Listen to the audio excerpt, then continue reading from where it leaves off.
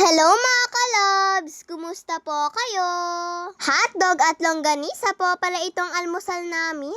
At dahil ako nga po yung unang bumangon kay kuya, ay ako na nga din po yung unang kumain. Si Papa naman po ay naliligo na nga din po siya sa mga oras na yan. At saktong pagkatapos naman pong maligo ni Papa, ay sila naman pong dalawa ni kuya ang sabay mag-almusal. Sa longganisa po pala mga kalabs, ay mas gusto ko nga po yung ordinary na longganisa. Ewan ko po ba mga kalabs, mas gusto ko po kasi yung ganun pong longganisa kaysa nga po dito sa kinakain nila mama. Sabi nga po nila mama at papa kung ano nga daw po yung masarap, ayun naman daw po yung inaayawan ko. Ayan nga at pagkatapos pong maligo ni papa ay bumangon na nga din po si kuya at sabay na nga din po silang nag-almusal. Kung mapapansin nyo nga po, Monday to Friday ay palaging duty ni papa. Kasi nga po mga kalabs, Sabado at Linggo nga po yung kinuha ni papa na day off niya. Pero kung may importanteng lakad naman po kami, ayun po yung dine-day off niya.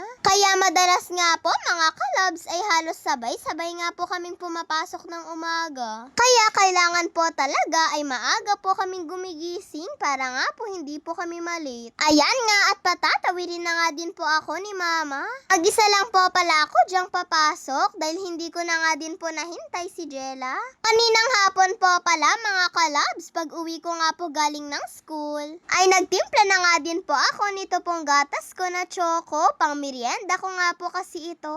Tapos eto nga pong biskwit ko ay rich choco, o diba? At puro nga po choco mga kalabs. Eto po pala munang gatas na choco yung pinabili ko kay papa para naman po maiba. Minsan po kasi ay hinahanap-hanap ko nga din po yung lasa po ng ganitong gatas. Pero yung madalas po talaga na iniinom po namin ni kuya na gatas ay yung puti nga po. At nagsasabi nga lang po ako kay papa kung ganito nga po yung bibilhin niya. Dalawa po pala itong rich choco na binili ko para naman po masolve po itong tiyan ko.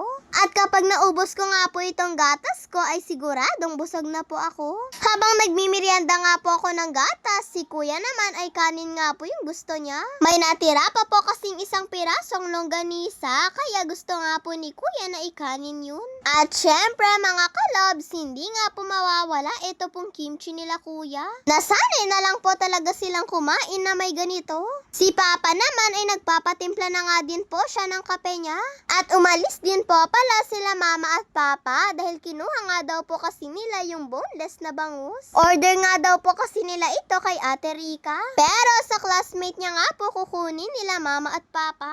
Pag out nga po dyan ni papa ay kinuha na nga din po nila.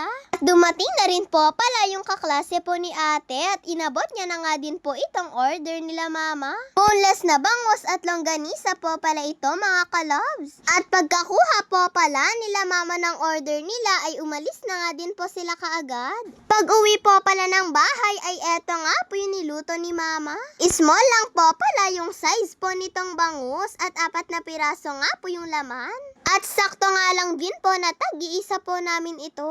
Ayan nga at nagsimula na nga din pong magprito si mama. Sa totoo lang po mga kalabs ay matagal na nga din po kaming hindi nakakakain ng ganito at ngayon nga lang po ulit. Noon po kasi madalas ganito nga po yung inuulam namin. At malalaking size pa nga po yung ino-order ni mama nun. Kaya sa isang piraso nun ay hinahati pa nga po namin dahil masyado nga pong malaki. At sa kalahati nga lang po nun ay busog na nga po kami. Napaparami pa nga po kami ng kanin. Nag-slice din po pala si mama ng kamatis at nilagyan niya nga po ito ng sibuyas at bagoong. At syempre, gumawa nga din po si mama ng sausawan po naming toyo mansi para nga po sa isda. Pagkaluto nga po ni mama, ayan nga at nagsandok na nga din po ako ng pagkain namin sa plato. Habang nagsasandok nga po ako ng kanin ay natatakam na po talaga ako. Kaya ayan nga at kinuha ko na nga din po yung sa akin dito para nga po makakain na rin po. May paamoy-amoy pa nga po akong nalalaman dyan dahil ang bango-bango po kasi ng isda eh. Magkukutsara na nga lang po ako mga kalabs dahil hindi naman din po masyadong matinik etong isda.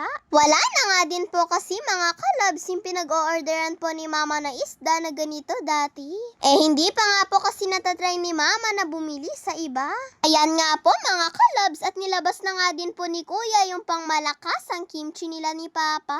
Ayan nga at sabay-sabay na nga din po kaming kumakain. Sa totoo lang po mga kalabs, Loves, ay nabitin po talaga kami sa ulam naming isda. Kaya sabi nga po ni Mama, dapat daw po pala ay yung dalawa na niluto niya. Pero wag daw po kaming mag-alala dahil lulutuin niya na nga lang daw po yun kinabukasan. At sa susunod nga daw po ay yung malalaki naman daw po yung bibilhin nila.